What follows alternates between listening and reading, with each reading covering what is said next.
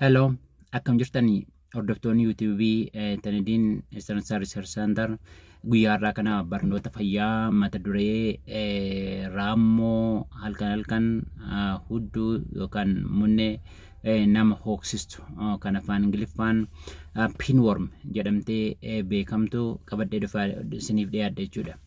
Egaa raammoon kun pinworm yookaan waan qara qabdu jedhamtee kan maqaan bahee fi raammoon isiin dhalaan kun eegeensi akka qara waan qabuuf jechuudha. Egaa raammoon kun bal'inaatiin naannoo tirooppikaalaa dabalatee naannolee giddugaleessa yookaan temperate zone bakkee jennus bal'inaan ni mul'atti jechuudha. Irra guddeessaan ijoollee mana barumsaa duraa fi mana barumsaa sadarkaa mana barumsaa irra jirantu dhibee kanaatiin qabama jechuudha. Raammoon kana qabsiistu kunis introbies vermicularis jedhamuun beekamti jechuudha. Raammoon kun egaa isiin dhaltuun irra guddoodha. Milimeetira 8 hanga 13 dheerachuu danda'a.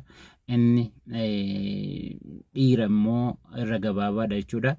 Innis naannoo milimeetira 2 hanga 5 dheerata jechuudha.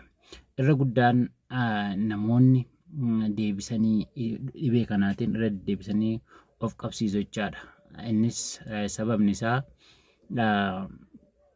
halkan raammoon kun isiin dhalaa sun raammoon dhalaa kun gara qaama boolii gara gadiitti dhiyaachuun killee ishee buustu jechaadha. Yeroo killee ishee buustu kanattis miirri hooqi jedhu kun namatti dhagahama jechaadha. Namoonnis maal godhanii sababa kanaatiif naannoo qaama boolii isaanii kana ni hooqan jechuudha. Yeroo kan sanatti immoo qeensa isaanii ta'uu danda'a. Gara afaan isaanii yeroo nyaata yoo sirriitti harkaan qulqulleeffannee ta'e saamunaan deebisanii ofillee faalu jechaadha. Irra guddaas kan isiin dabartu faalama boolii sababa hooqxoo sanaatiin namni hooqee gara afaanii isaatti qulqullina isaa sirriitti osoo hin eeggatiin nyaata faana geessuun jechuudha. Darbee yeroo takka akka killeen sun qilleensa keessallee ni deemti jedhamtee yeroo yaadamu jira.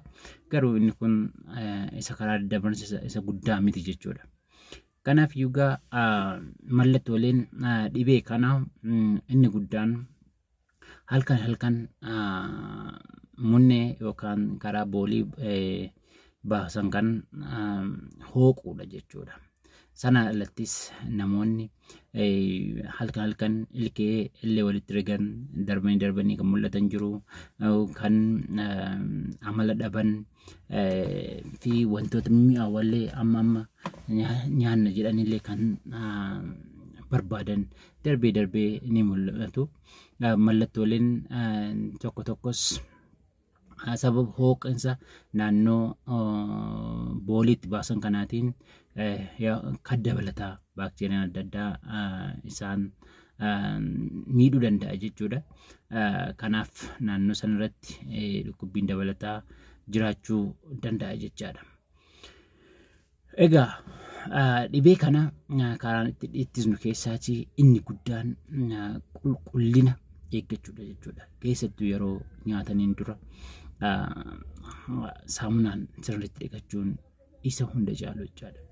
Sanaan alatti qeensa ofiillee gaggabaabsuun wantoota akka hooqinsa naannoo sanaatiin dhufan hambisuufis ni gargaara. Akkanumatti bakka killeen raammoo kanaa keessa seentee gara afaanitti booda dhufuu dandeessullee dhabamsiisu waan ta'eef qeensa ofirraa qoruun wantoonni kun waan murteessaa guddaadha jechuudha. Sanaan alatti gaa maatiin akka maatiitti yaalamuu qaba jechuudha. Mana tokko keessa yoo seentee turuu ni dandeessi waan ta'eetiif maatiin akka maatiitti sirriitti of yaaluun ni danda'ama jechuudha.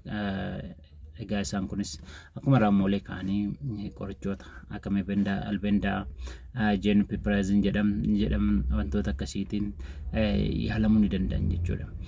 Egaa wanti guddaan yaadamuu qabu dubartoonni qorichoota raammoo kan callisanii fudhachuu qaban jechuudha. Keessattuu ulfisaanii kan sadii gadii ta'e kun qorichoota raammoof jedhamanii kennaman callisanii fudhachuu qaban jechuudha. Ogeessaan sirriitti ilaalamanii fudhachuu qabani waan jedhudha jechuudha. Kanaaf turtiin keenyarraa raammoo munnee halkan nama hooksistu akka jennu irratti waan qabanne dhiyaanne kanumaan goolamna jechuudha. Hanga sagantaalee birootii walitti deebinutti turtii gaarii ulfaadhaa.